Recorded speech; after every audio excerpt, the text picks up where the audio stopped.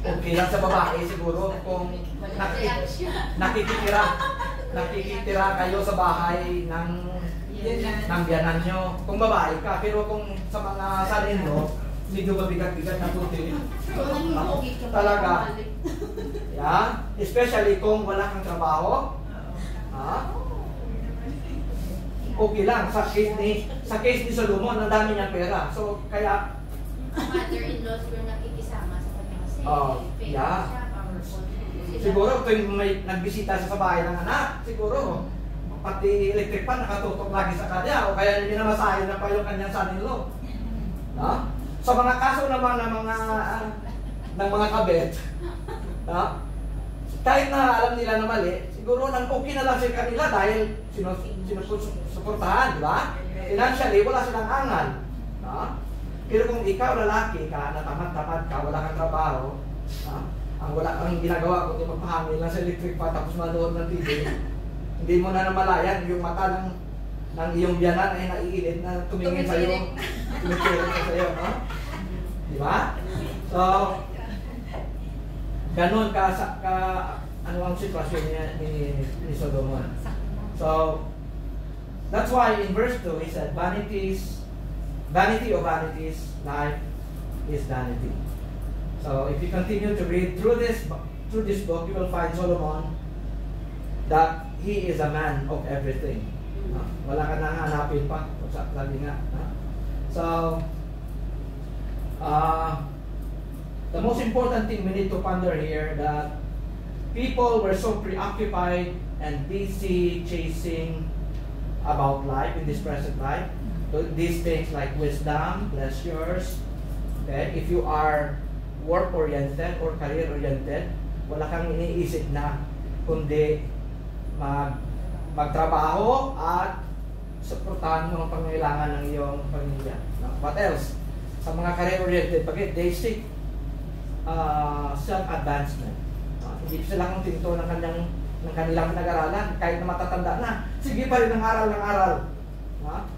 Alright? So everything recorded here, makikita na natin sa katangian ni King Solomon. So,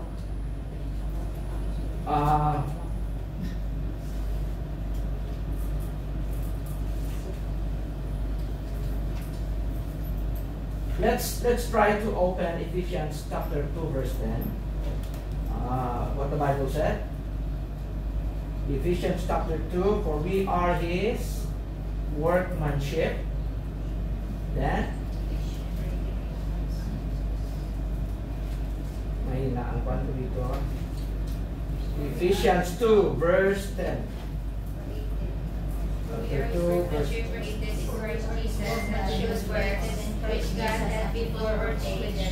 That we should walk in them.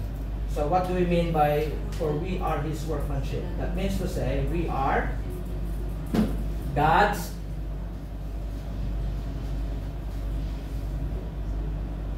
kung sa school, di ba, pinapagawa tayo ng ating mga teacher ng mga project, whether it's art, pag nag-drawing kayo o gumagawa kayo ng project, yung project na yon, gustong-gusto, excited tayo na dalhin pa uwi, ipakita sa ating mga parents, di ba?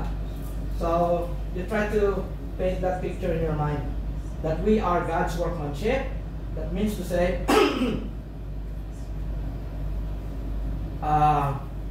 because we are in fact His workmanship, then it means that He, as the designer, has a strong interest or connection in what He has created. So ginawa tayo ng Panginoon, He is very much interested kung anong pwede natin i-contribute at magawa sa Kanyang mga gawain. Okay? So,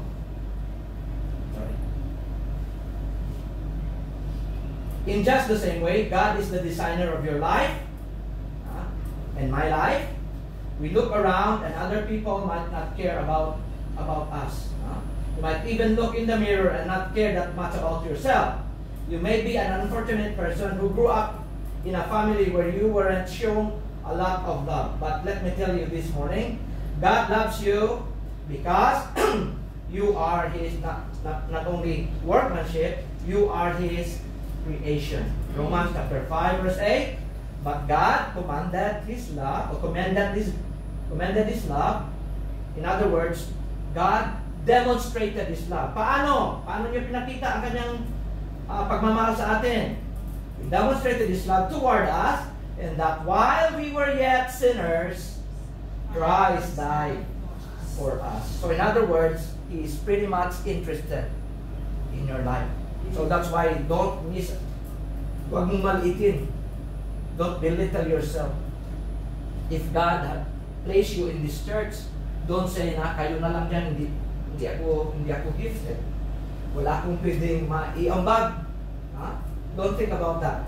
Dahil in the concept of body, all body parts are important. And each part will do its own contribution para gumana ang buong sistema. Di ba? Ganun yun. Alright.